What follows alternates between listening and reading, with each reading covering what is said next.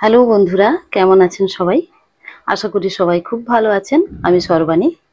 গল্প শুরু করার আগে আমার দুই একটি কথা বলি। এখন তো চৈত্র মাস, সামনের শনিবার আসছে নীল পূজা। আমরা পাড়ার মেয়ে বউরা মিলে আমাদের গ্রামের শিব মন্দিরে পুজো দিতে যাব উপোস করে। যে যার মনস্কামনা পূরণ করার জন্য বাবা ভোলানাথের কাছে আমরা পুজো দিই। সেরকমই এই চৈত্র মাসেই একজন নিঃসন্তানা মা তার সন্তান পাওয়ার আশায় পুজো দিতে চলেছেন বুড়ো হাজরার কাছে। কি মনে হচ্ছে না লেখক যেন আমাদেরই কথা তুলে ধরেছেন গল্পটির মধ্যে? শুনতে থাকুন সাহিত্যিক বিভূতিভূষণ বন্দ্যোপাধ্যায়ের লেখা একটি ছোট গল্প, বুড়ো হাজরা কথা কয়। সকালবেলা পাঁচুদাসী বাড়ি থেকে বেরিয়েছিল। সারাদিন নৌকা বেয়েছে মাঝি। সন্ধ্যায় বনগাঁ স্টেশনে এসে পৌঁছায়। কত দূরে যে যেতে হবে তা সে জানতো না। কত জল কচুরির দামের ওপর পানকৌড়ি বসে থাকা, ঝিরঝিরে হাওয়ায় দোলা বাঁশ বাগানের তলা দিয়ে দিয়ে নৌকা বেয়ে আসা, জল কচুরির নীল ফুলের শোভায় গোলসি বন্দিপুরের চর আলো করে রেখেছে। কত বন্যে বুড়ো গাছে গাছে ঠান্ডা নদী জলের আমেজে বকের দল, পানকৌড়ির দল বসে ঠিক যেন ঝিমুচ্ছে। পাঁচুদাসীর স্বামী উদ্ধব দাস বেশ জোয়ান মর্তুলো। বৈষ্ণব কবিতার সঙ্গে তার কোনো সম্পর্ক নেই। ওর শক্ত হাত পা, এই লম্বা চওড়া বুক, এই হাতের গলি, এই বাপরি চুল, যাতে কাপালি। বন জঙ্গল উড়িয়ে তরি তরকারি আবাদ করে সোনা ফলায়। দক্ষিণ অঞ্চল থেকে ওরা এসে এখানে বাস করছে আজকাল, সেই সব গাঁয়ে যেখানে 10 বছর আগেও ছিল কাঁটা বন, ঝোপ জঙ্গল। যা হোক, 2 পয়সা রোজগারও করে। বিশেষ করে আজকাল যুদ্ধের দরুন তরি তরকারির যা দাম। উদ্ধব বললে স্ত্রীকে, চিড়ে কতগুলো আনলি? পাঁচুদাসী বেশ শক্ত সমর্থ মেয়ে মানুষ। একহারা, লম্বা, শ্যামলা, 19 করে বয়স। মুখের ভাবে বেশ একটা কাঁচা লাবণ্য মাখানো। অথচ একা সংসারের সব কাজ মুখ বুজে করে যাবে।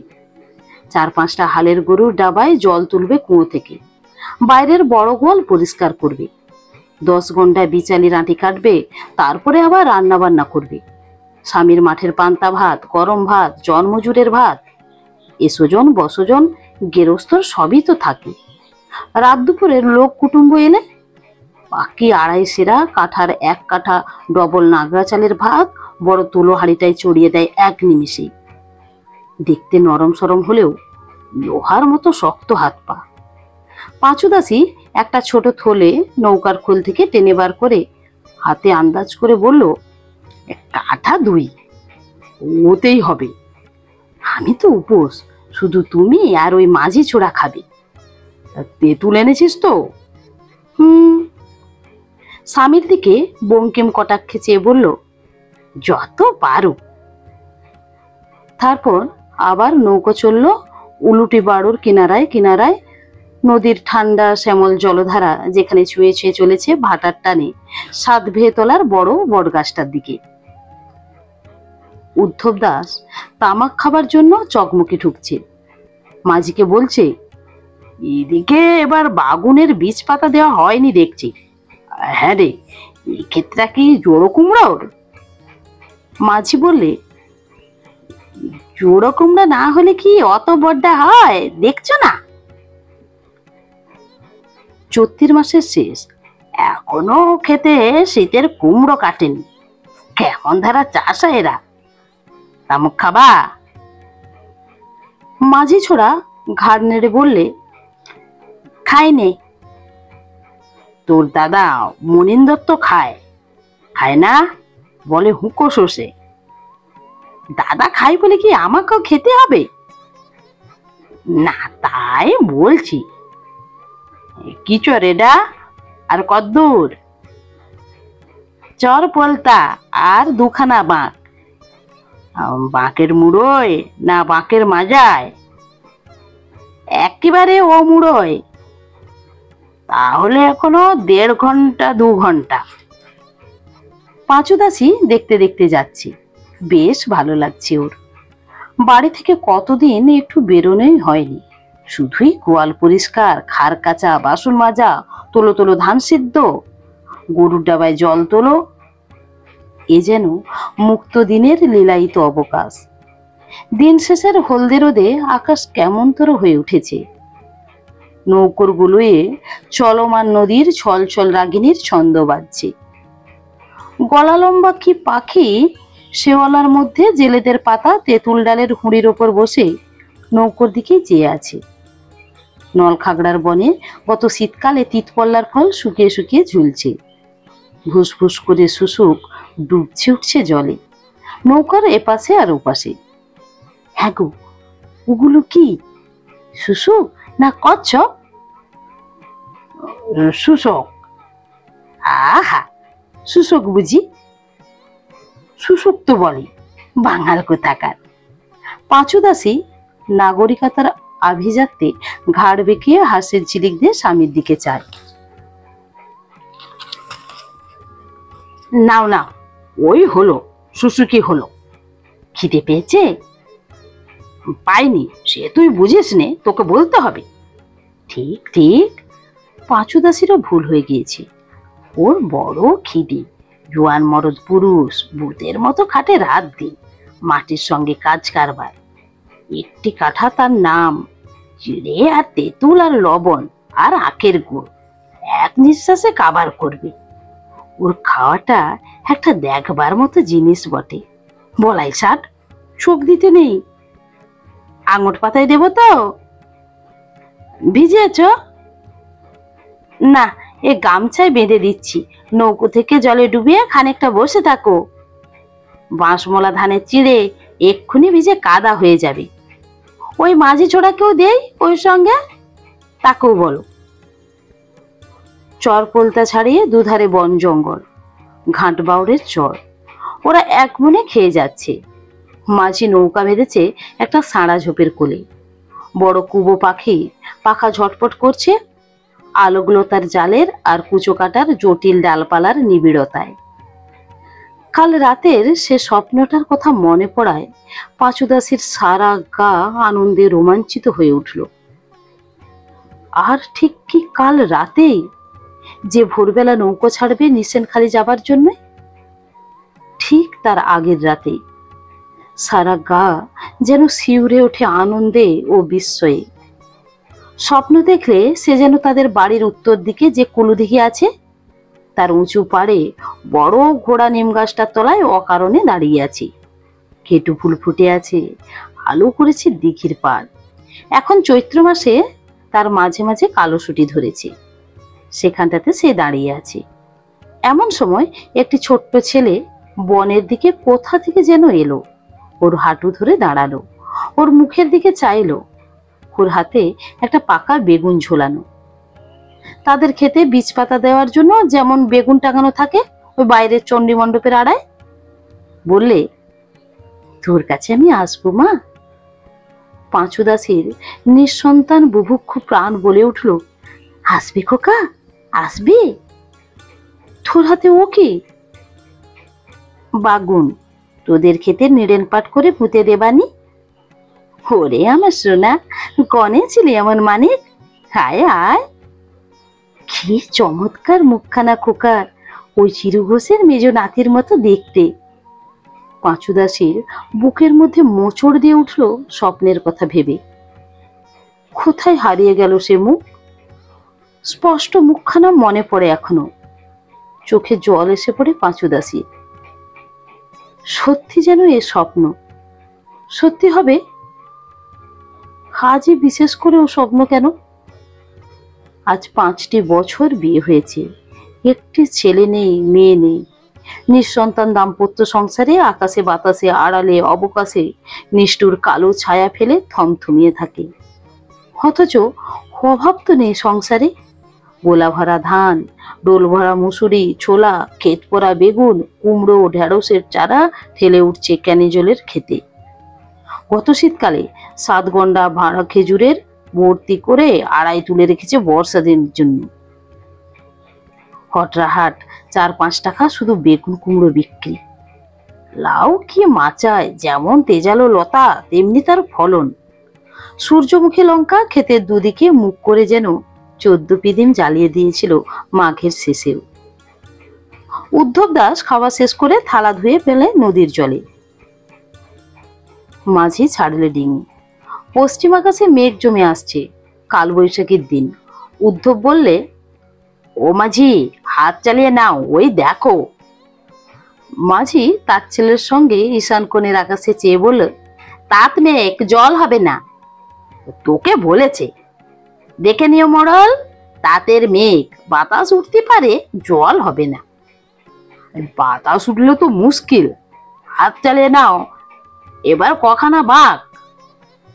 আর একখানা, ওই পাইক পাড়ার বট গাছ থেকে শুরু হলো বাঘখানা, ওর ও মুড়োয়। পাঁচু দাসির মজা লাগে ওদের কথাবার্তা শুনতে। বাড়ি থেকে বেরোলে 200 রগর, আর চরের কাশবনে চুড়ুই ভাতি, চাঁদের আলোর তলায় বাঁশের চোঙে ফু পেড়ে দোয়া ভরা রান্না করে ভাত রান্না নয়। কি বিশ্রী এবারকার তেত্তি বিচ্ছে গাছের চেলাগুলো, আগুন ধরতে চায় না, ফু পেড়ে পেড়ে চোখ রাঙা হয়ে যায় একেবারে। সেই ছোট্ট খোকা যেন ওই চরে কাশের ডগায় ডগায় ফড়িং প্রজাপতি ধরে বেড়াচ্ছে, তাকেই ও দেখছে সর্বত্র। সবসময় তার মনে পড়ছে তারই কথা। স্বপ্ন কি সত্যি হয়? যদি সত্যি হয়, কে বলতে পারে? ওর সারা গা আবার যেন শিউরে ওঠে। সন্ধ্যার আর দেরি নেই। ওই দূরে বাঁ দিকের পাড়ে একটা ইটের পাজা, অন্যদিকে হলদে রঙের কোঠা বাড়ি একটা। বড় বড় গাছের তলায় আরো 2-1টা বাড়ি চোখে পড়ে। পাঁচু দাসী জিজ্ঞাসা করলে, হ্যাঁ গা, খুব বাড়িটা কাদের? ভালো বাড়ি। মাঝি বললে, ওটারে বলে ডাক বাংলা, সাহেবরা এসি থাকে। উদ্ধব দাস বলল, সেবার বেগুন বিক্রি করতে এসি দেখি ওর বারান্দায় গোরা সাহেব পিলপিল করছে, এই সঙ্গে মোটর গাড়ি দাঁড়িয়ে, ভিড় কি, সাহেবের ছেলেরা ছুটোছুটি করছে ইদিক উদিক। পাঁচু দাসী কি ভেবে বলল, হ্যাঁ গা, সাহেবদের ছেলেরা দেখতে কেমন? খুব ফর্সা। কেমন ধারা ফর্সা? সে কি বোঝাবো তোরে, তুই পাড়া গিয়ে ভূত, সাহেবের কি বুঝিস? আহা, আর উনি একেবারে শহুরে বাবু। সে একবার বাগুন বেচতে তো এসেছিলে, বলে জম্মের মধ্যে কম্ম, চৈত্রের মাসের রাস। ওরা ডাঙায় জিনিসপত্র নামালো। হেঁটে যেতে হবে স্টেশনে, 8 কোষ্টা ডাক বাংলার ঘাট থেকে। একটা ভারী বোচকা, 1 বোঝা ডাঁটা আর কুমড়ো শাক এই সঙ্গে। পাঁচু দাসী বোচকা কাখে পেছনে পেছনে চলছে, আগে আগে উদ্ধব দাস। মাঝি রইল ঘাটে। ঝাউতলায় সে রেঁধে বেড়ে খাবে, নৌকোতে শুয়ে থাকবে রাত্রে। আবার কাল রাত 10টার সময় ওরা ফিরবে, নৌকা ছাড়া হবে তখন। উদ্ধব দাস বললে, তোমার কি কি লাগবে বলো, কিনে দিয়ে যাই। হাড়ি একটি, সারা একটি, আর খলি মাছ যদি বাজারে পাই, মাছের দামটা দিয়ে যাও। মুসুরির ডাল খাবা? 1 সের ডাল দিয়েছি, আবার মাছের পয়সা, ভারী বড় নোক দেখছো মোরে। মাঝি অনুনয়ের সুরে বলল, দিয়ে যাও মোড়ল, আমাদের ওদিকে খয়রা মাছ খেতেই পাই না, যদি কাল বাজারে খয়রা মাছ পাই 4 আনা দাও। পাঁচু দাসী স্বামীকে ধমক দিয়ে বললে, দাও না ওকে গো, ছেলে মানুষ, যাচ্ছি একটা শুভ কাজে, যা খেতে চাই ওর প্রাণ, দাও ওকে। 4 গন্ডা পয়সা দাও মাছের, আর 2 আনা দাও রসগোল্লা। উদ্ধব দাসকে অগত্যা নগদ 6 আনা পয়সা দিতে হলো মাঝির হাতে। মেয়ে মানুষের নাই পেলে কি আর রক্ষে রাখে লোকে? যাকে কখন গাড়ি আসে নাভারনের ওরা কিছুই জানে না। স্টেশনে গিয়ে জিজ্ঞাসা করে জানা গেল নাভারনের গাড়ি আসবে কাল ভোরবেলা। কেউ জানে না সে কথা। পাঁচু দাসী স্বামীকে বকলে, না জেনে শুনে আসা কেন, নৌকোতে রাত কাটালে দিব্যি হতো। এখানে কি শোবার জায়গা আছে? এত ভিড়, এত লোকে চিৎকার, মাগো, স্টেশন নয়, যেন কুদিপুরের গাজনতলার আড়ং বসেছে। উদ্ধব দাস অভিজ্ঞতার অটুট গাম্ভীর্যের সঙ্গে বললে, তুই থামবি কি? তুই চিনিস কেবল কাঁদিপুরের গাজনতলার আড়ং, দেখলেই বা আর কি জীবনে? হ্যাঁ, তুমি খুব দেখেছে তো, তাহলেই হলো। তোর চেয়ে তো বেশি। আমি আসিনি বনগাঁ স্টেশনে, শিয়ালদা গিয়েছি আলু পটলের আড়তে। এর রেলে চড়ে যেতে হয়, 14.5 আনা ভাড়া। এই দেখি। উদ্ধব দাস আঙুল দিয়ে কলকাতা লাইনের ডিস্টেন্স সিগন্যালটা দেখালো। উদ্ধব দাস জিজ্ঞাসা করে একজন কুলিকে, বলি শোনো, একটু ভালো জল পাওয়া যায় কানে? কুলি আধা বাংলা আধা হিন্দিতে যা বলে গেল তার অর্থ এই, ভালো জল আমি পাবো কোথায়, নিজে খুঁজে দেখো। একজন ওদের বলে দিল, ওভারব্রিজের উপর বিছানা করে শুতে, ওখানে হাওয়া আছে, মশা লাগবে না। প্ল্যাটফর্মে বেজায় মশা। ওরা তাই করলো বটে, কিন্তু রাতে পাঁচু দাসের মোটেই ঘুম হলো না।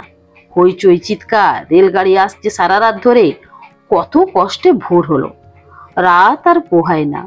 ঘুম জড়িত কণ্ঠে পাঁচুদাসী বলল, হ্যাঁ গো, ওই চা কি লোকের খাবার সময় আর পায় না গো। সারা রাতে চা গরম চা গরম। লোকে ঘুমোবে না চা খাবে? চোখেও কি ওদের ঘুম নেই? এমন অনাচিষ্টি কাণ্ড যদি কখনো দেখে থাকি। ভোরে নাভারণে ট্রেন এলো, লোকজন সব উঠলো, ওরাও উঠলো। আবার সেই ছোট খোকার মুখ মনে পড়লো পাঁচুদাসী, সেই ছোট্ট সুন্দর মুখখানি। সম্মুখের এক অজানা দিনের কোণ থেকে উঁকি মারছে। কিসের আড়াল ওদের দুজনের মাঝখানে? হাজরাতলার বুড়ো হাজরা ঠাকুর, সে কি আড়াল দূর করতে পারবেন? নাভারণ ছোট্ট স্টেশন, সামনে চওড়া পাকা রাস্তা দিয়ে ওধারে বড় রাস্তায় মিশেছি। বড় বিলিতি চট গাছের সারি পথের দুধারে। পাঁচুদাসী বললে, ও রাস্তা কোথাকার গো? উদ্ধব দাস জানে না, বললে, কি জানি, বলতে পারিনি। একজন গাড়োয়ান ধানের বস্তা নামাচ্ছিল গরুর গাড়ি থেকে, সে বললে, ওই রাস্তা, ও গিয়েছে যশোরে, ওইদিকে কলকাতা, ওর নাম Jessore road. Jessore road, Jessore road. পাঁচুদাসীর মুখে হাসি এসে পড়ে অকারণে। কি নাম যে বাপু! উদ্ধব দাস সেই গাড়ির গাড়োয়ানকে বললে, নিশানখালির হাজরাতলা নিয়ে যাবা? তা যেতে পারি। কজন? 2 জন। এই তো দেখতে পাচ্ছ, আজ পরবের দিন, সেখানে বড্ড ভিড় হয়। কত দেশ থেকে হাজরাতলায় পুজো দিতে লোক আসে। 5টি টাকা ভাড়া লাগবে যাতায়াতে। এমন সময় পাঁচুদাসী লক্ষ্য করলে দামি শাড়ি পরনে একটি সুন্দরী বউ স্টেশনের বাইরে জামতলাটায় ওদের কাছে এসে দাঁড়ালো। ওর সঙ্গে একটি ফর্সা জামা কাপড় পরা ভদ্রলোক, চোখে চশমা, হাতে ঘড়ি, পেছনে পেছনে একটি চাকর গোছের লোক, তার হাতে চামড়ার একটি বাক্স। বউটি তাকে বললে, তুমি কোথায় যাবে? পাঁচুদাসী সংকোচে সুরে তাকে বললে, নিশানখালির হাজরাতলায়। বউটি পেছন ফিরে তার সঙ্গী ভদ্রলোককে বললে, হো গো, এরাও সেখানে যাচ্ছে। ভদ্রলোকটি উদ্ধব দাসকে বললে, তোমরাও হাজরাতলা যাবে? হ্যাঁ বাবু, আপনারাও সেখানে যাবেন? আমরাও সেখানে যাচ্ছি। কত দূর? তা তো বাবু জানি নে, আমরা নতুন যাচ্ছি। আজ মঙ্গলবার, সেখানে আজ পুজো দিতে হয়, তাই যাব। আমাদের বাড়ি অনেক দূর এখান থেকে। তাই তো, এই যে অজপাড়াগা দেখছি, কোথায় কতদূর যেতে হবে না জানলে এখন কি করি। বাবু, এই গরুর গাড়ি সেখানে যাবে বলেছে, 5 টাকা ভাড়া। চলেন, ওই গাড়িতেই সবাই যাই। আপনারা এখন গাড়ি পাবেন না, মা ঠাকুরের না হয় গাড়িতেই উঠুন, আমি হেঁটে যাব এখন। বেলা 12টার সময় ওরা একটা আধমোচা নদীর ধারে এসে হাজির হলো। নদীর নাম ব্যাং নদী। দুধারে বনজাম আর হিজল বাদামের বন, বাঁশনি বাঁশের বন আর বেতঝোপ। অত বেলা হলেও রোদ নেই এপারে, দিব্যি ঘন ছায়া। গাড়োয়ানের মুখে শোনা গেল, নদী পার হয়ে আধক্রোশটাক গেলেই নিশানখালির হাজরাতলা। ইতিমধ্যে বউটির সঙ্গে পরিচয় হয়ে গিয়েছে পাঁচু দাসীর। ওর নামটি বড় কটমটো, মুখ দিয়ে উচ্চারণ হওয়া কঠিন। মঞ্জুলা। কলকাতায় শ্বশুর বাড়ি, সঙ্গে যিনি এসেছেন উনি স্বামী। কলকাতায় চাকুরি করেন, পয়সাওয়ালা লোক। কলকাতায় নিজেদের বাড়ি আছে। বিয়ে হয়েছে আজ 4 বছর। ছেলেপুলে না হওয়াতে হাজরাতলায় পুজো দিতে চলেছে ওদেরই মতো। মঞ্জুলা বলছে, আচ্ছা ভাই, ঠাকুর খুব জাগ্রত না? শুনেছি তো দিদি, আমরাও তো সেই জন্যই আশা, যদি উনি মুখ তুলে চান। আমারও তাই। তোমায় বলতে কি, সব আছে কিন্তু মনে সুখ নেই। উনি আবার এসব মানেন না। আমি জোর করে নিয়ে এসেছি। বলি চলো, 5 জায়গায় দেখতে হয়, এতে আর কষ্ট কি? আমার তো দিব্যি লাগছে ভাই, কি চমৎকার নদীর ধারটা। কলকাতা থেকে কত কাল কোথাও বার হয়নি ভাই। মধুপুর যা হয়েছিল সেবার পুজোয়, 2 বছর হলো। সে কোথায় দিদি, মধুপুর? পশ্চিমে সাঁওতাল পরগনা। পাহাড় আছে, শালবন আছে সেখানে, বেশ ভালো জায়গা। কিন্তু এই জায়গাও আমার বেশ ভালো লাগছে। কত পাখির ডাক, পাখির ডাক শুনে যেন বাঁচলাম কতদিন পরে। কেমন সুন্দর না? পাঁচু দাসী বউটির কথাবার্তার ভঙ্গিতে কৌতুক অনুভব করলে। পাখির ডাক শুনে শুনে তার কান পচে গেল। সে আবার কি একটা জিনিস এমন, তা তো জানা নেই। যত আজগুবি কাণ্ড। ভদ্রতার খাতিরে সে বললে, হ্যাঁ দিদি, ঠিক। চলুন আমার সঙ্গে আমার গায়ে ঝিটিক পোতায়, দিন রাত পাখির কিচিরমিচির শোনাবো। তারপর ওরা ব্যাগ নদী জীর্ণ খেয়ায় পার হয়ে ওপারে চলে গেল। আরো কয়েক দলের সঙ্গে দেখা হলো। আশেপাশের গ্রাম থেকে তারাও চলছে আজ মঙ্গলবারে হাজরাতলায় পুজো দিতে। গাড়ি নদীর ওপারেই রয়ে গেল। এই পথটুকু হেঁটেই যেতে হবে। নদীর ধার দিয়ে খানিকটা গিয়ে একটা যজ্ঞি ডুমুর গাছের তলা দিয়ে বনঝোপের পাশ কাটিয়ে পথ চলছে উত্তরমুখ, বাবলা গাছে ভর্তি সবুজ মাঠের মাঝখানে বেয়ে। পাঁচু দাসীর বড় আমোদ লাগছিল। কত লোকের সঙ্গে দেখা, কত দেশ বিদেশ। কলকাতার বউটিকে ওর বড় ভালো লেগেছে। হোক না কটমটো নাম, কি ভালো মেয়ে, কি মিষ্টি কথা বলে, অমায়িক ব্যবহার। আর একটি বউ এসেছে, ওর নাম তারা, যাতে সদ্গোপ। বাড়ি বনগার কাছে হরিদাসপুর। তার ছেলে হয়ে মরে যাচ্ছে। গত পৌষ মাসেও একটি ছেলে হয়ে মারা গিয়েছে ওর। সেই ছেলের কথা বলে আর কাঁদে। মঞ্জুলা বোঝাচ্ছে, খেদো না ভাই, সবই ভগবানের ইচ্ছে। আবার কোলজোড়া খোকা পাবে বই কি। এখন তুমি ছেলে মানুষ, তার নাম করে চলো, কাজ হবে ঠিক। কি বলো ভাই?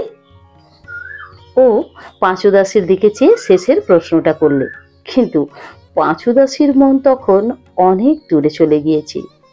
সেই কলু দিঘির ধারে বড় দুধতলায়, হাতে পাকা বেগুন বীজ, চাঁদ মুখখানা ওর দিকে উঁচু করা, কত বিঘের ক্ষেতের বীজ, 2 হাত ছড়ানো। ও ধন সোনামণি, তুমি আসবা, আসবা আমার কুড়ে ঘরে, আমার কোলজোড়া হয়ে আসবা।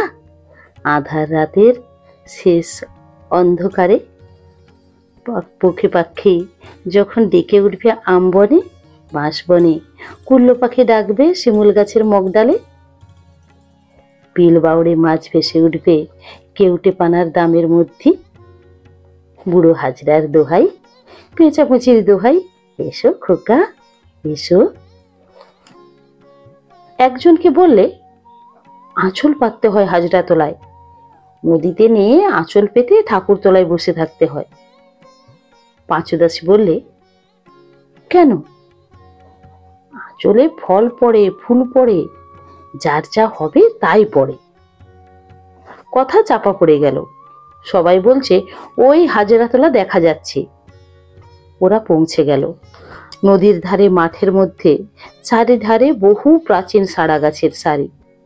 নিবিড় ঝোপ তৈরি করেছে ওরা জড়াজড়ি করে, বেড়ার মতো আড়াল করেছে। ওর ওদিকে কিছু চোখে পড়ে না। সেই সাড়া ঝোপের বেড়ার ধারে একটা বড় সাড়া গাছই হচ্ছে হাজরাতলা, বৃদ্ধ হাজরা ঠাকুরের স্থান। সেই গাছতলায় পুজোর জোগাড় হয়েছে। পুরুত ঠাকুর বসে আছে, চাল, কলা, ছোলা ভিজে, পেঁপে, ফুলের রাস। লোকে লোকারণ্য হাজরাতলায়। 10-15 খানা গরুর গাড়ি দাঁড়িয়ে আছে। এপার থেকে যারা আসছে তাদের গাড়ি। সারা ঝোপে ঘেরা মাঠের বাইরে দোকান বসেছে। মুড়ি মুড়কি, ফুলুরি, কাঠি ভাজা, ছোলা ভাজা। পিঁপি পাশে বাজ যাচ্ছে ছোট ছেলে মেয়েদের মুখে। খেলনা বিক্রি হচ্ছে, মাটির ছোবা, পুতুল, রাধাকৃষ্ণ, শিব ঠাকুর, ঘোড়া, মনিহারি দোকানের ফিতে, কাঁচের চুড়ি, চিরুনি। 2-3খানি দোকানে পাঁপড় ভাজা হচ্ছে। তেমনি খদ্দেরেরও ভিড়। বেশিরভাগ ছোট ছেলেমেয়েরা আর গরুর গাড়ির গাড়োয়ান। আশেপাশের গ্রাম থেকে অনেক বৌঝি বিনা কারণেই পুজো দেখতে এসেছে হাজরাতলায়। বেলা দুপুর ঘুরে গিয়েছে। পুজোর বাজনা বেজে উঠল। পুরুত ঠাকুর বললেন, যাও মা ঠাকুরুনরা, স্নান করে এসে ভিজে কাপড়ে সব হাজরাতলায় আঁচল বিছিয়ে বসো। কলকাতার বউটি আর পাঁচু দাসী একসঙ্গে নিয়ে উঠল নদী থেকে। এক নিঃশ্বাসে ডুব দিতে হবে।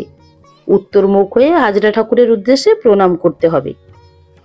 মঞ্জুলা চুপি চুপি বললে, ভাই, আমার বুক কাঁপছে। কেন দিদি? আমার বড় সাধ, তোমাকে বলছি ভাই।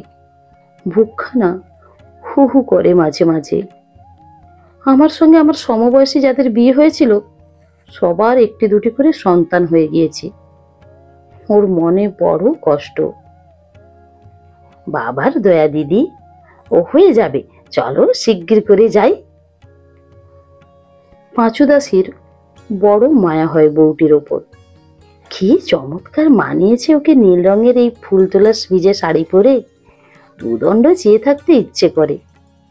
অনেকে চেয়েছে দেখছিল ওকে। সুন্দরী বটে, পাড়া গায়ের হাটে মাঠে অমন সুন্দরী মেয়ে চোখে পড়ে কখনো? আহা, মোমের গড়ন হাত দুটি। কখনই কি গোবরের ঝুড়ি ধরতে পারবে? করে ধান বেনে দিতে পারবে? আঙুল ছেঁচে যাবে তাহলে। ও হাত ধান বেনে দেবার জন্য তৈরি হয়নি। অন্তত 25-30 জন বউ, সবাই তরুণী, ভিজে কাপড়ে সারি বেঁধে হাজরাতলায় দাঁড়িয়ে। পুরুত ঠাকুর সকলের মাথায় কুচিতে করে জলের ছিটে দিয়ে বললেন, যাও সব মায়েরা, এইবার আঁচল পেতে বসো গে। একজন বললে, কতক্ষণ বসে থাকবো বাবা ঠাকুর? চোখ বুজে বসবে সবাই, যতক্ষণ না চলে কিছু পড়ে ততক্ষণ বসবে মা তোমরা।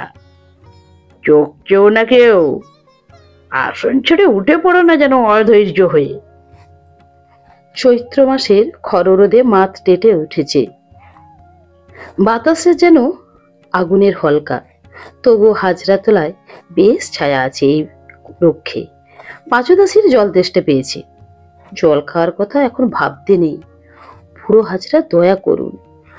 ঢোল বাজছে, কাঁসি বাজছে, ঢ্যাং ঢ্যাং ঢ্যাং, কাইনা নানা কাইনা নানা। ওসব ভাবতে নেই। হাজরা ঠাকুর অপরাধ যেন না নেয়। পাঁচু দাসী আবার মনকে স্থির করবার চেষ্টা করল। কতক্ষণ কেটে গেল। পাঁচু দাসী এর মধ্যে 5-3 চোখ চেয়ে দেখেছে। আশেপাশে হাজরা ঠাকুরের কোনো মন্দিরে বা মূর্তি নেই। একটা মস্ত বড় সাড়া গাছ অনেক দূর জুড়ে ডালপালা ছড়িয়ে দাঁড়িয়ে আছে। তলায় ছড়িয়ে পড়া শুকনো পাতার উপর তরুণী বইয়ের দল চোখ বুজে আঁচল বিছিয়ে বসে। কোনো লোক নেই এইদিকে।